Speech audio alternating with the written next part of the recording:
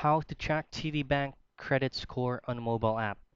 Now, right now, I'm currently using my laptop for you to be able to have a wider view on how to do this method.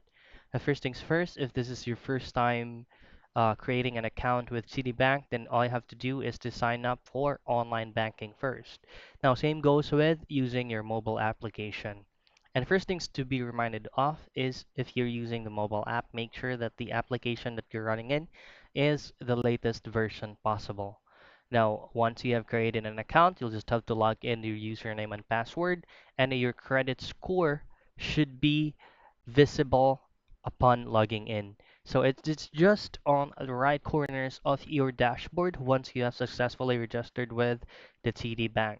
All you have to do is to make a successful registration if this is your first time, and you should be able to see your credit score upon logging in.